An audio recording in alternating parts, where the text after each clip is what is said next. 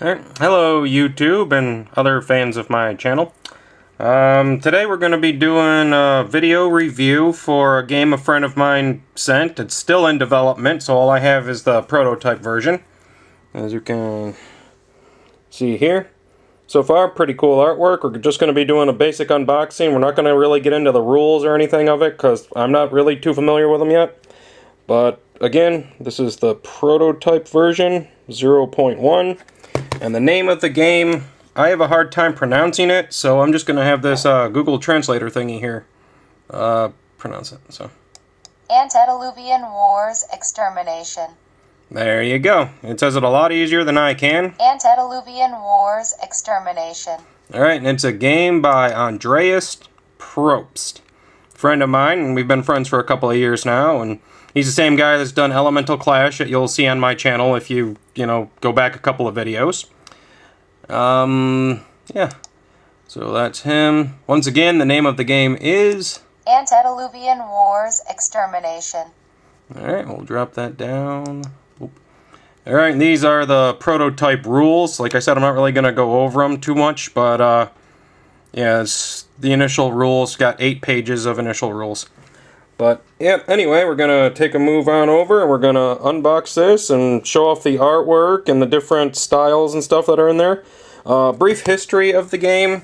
You're going to be essentially playing as a god, according to these rules, and the time frame is about 10,000 BC.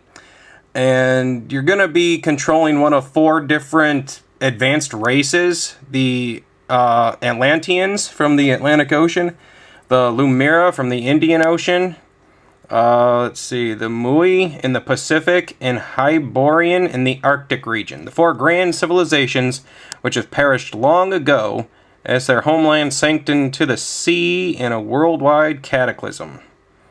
So yeah, you basically play a god of one of these civilizations, and the object of the game is to bring the opponent's god to their knees. Just like the ancient war foretold or so.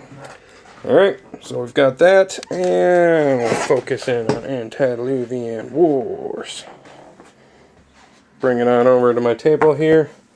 Yep, that is a Heroes Click map. I decided to start playing that. The wife and I got our first game in last night, and oh boy, is it kind of hectic for us. Anyway, a lot of stuff you got to learn, a lot of stuff you got to be aware of. But this isn't a review for that. This is for Antediluvian Wars. As you can see, this prototype copy comes from the Game Crafter website. I'll drop a link to it in the description below. So we got that. It's got a nice little box, and I'm really digging the artwork. It's got a whole map style thing on it. Even if I can't pronounce the name, I'm a fan of the creator and a definite fan of his work, as you can probably see from the rest of my channel. And coming from the Game Crafter, it's a pretty cool looking little box. Looks like we've got 2 decks here. I'm not 100% sure on the civilizations, but if there's anything to say, this would be the Mui civilization, or the Mui civilization. Kind of like a fire type civilization, I would say. And over here,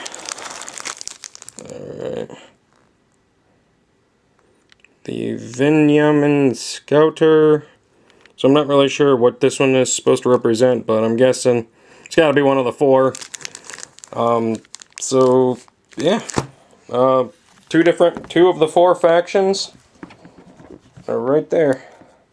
I'm just going to set the camera down and take some of the stuff out of the little bags. Oh, alright, well, to my surprise, it looks like there's enough for all of the little clans here.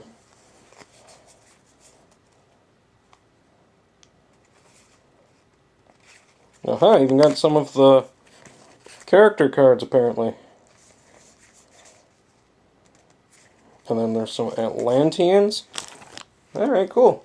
So I'm just gonna make up some piles here, guys, and then I'll bring the camera back. Until then, just take a look at the AWE thing. Yeah, searching. There we got Atlanteans, Mulian, Lumerian, Alright, they're all separated by color, apparently. Alright, Hyborian. Got another one of those. Some more Hyborian. Some Hawaiian things. So as cool as a game crafter is, their organization needs a little bit of work in my opinion. Everything's just kind of slapped together here. Which is, it's fine in the long run. I ain't got too big of a complaint, but doing an unboxing video like this to show off everything, kind of very time consuming as you guys can tell.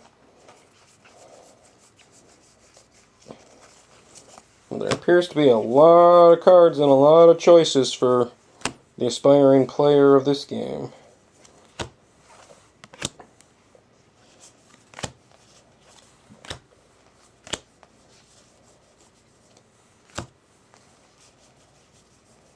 Well, here's a bunch of blue ones. Alrighty, organize up the piles.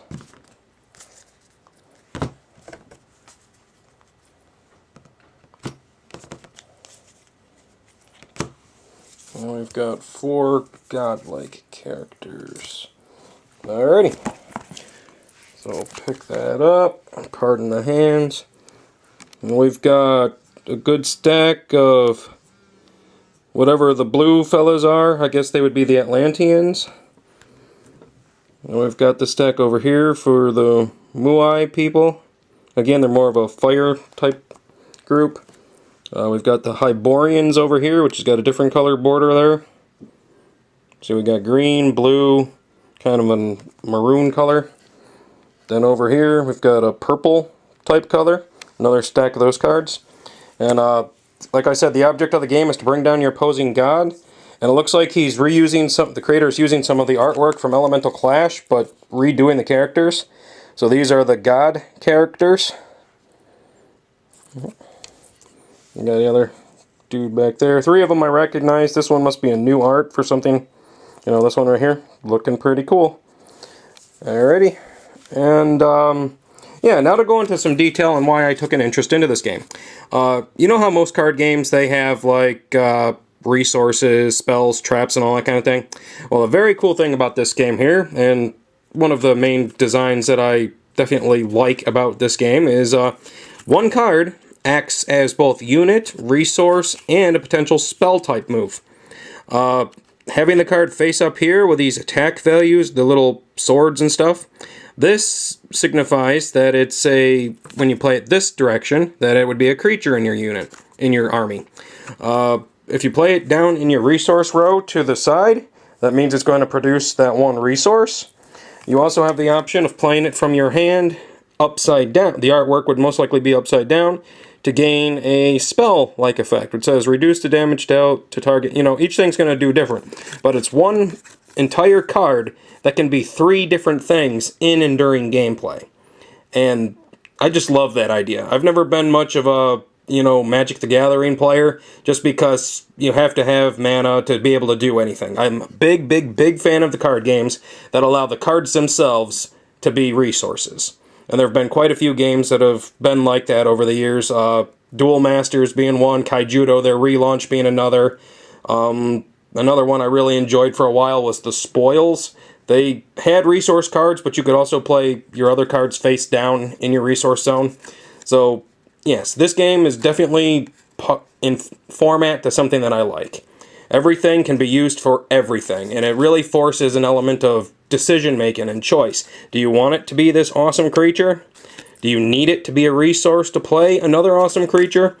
Or do you have so many of them in your hand it doesn't really matter? You can throw this one down as a spell to do whatever the spell part says. But, yeah, definitely a big fan of that kind of stuff. I've got 4 factions here. I don't think they're all completely even, because this Hyborian stack here looks rather thin. I know I should have done a little bit more research before doing this video, but I'm not sure how large the deck size is. I think it's between 30 and 40. But again, every card in the deck acts as either a creature, a spell, or a resource, and it's all up to you. The object is to bring down one of your gods, and you do that by scoring a direct attack with one of your units or an ability or something like that on your opponent's god. Sort of like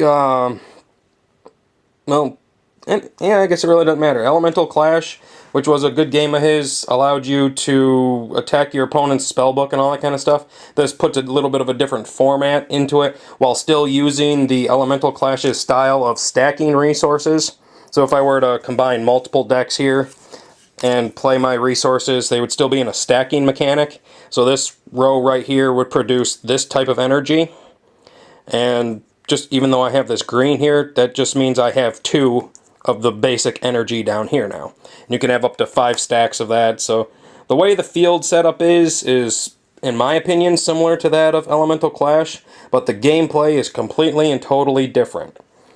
Alright, yeah, that would be my short unboxing review of Antediluvian Wars Extermination by Andreas Propst. Alright, this is IDIO, out.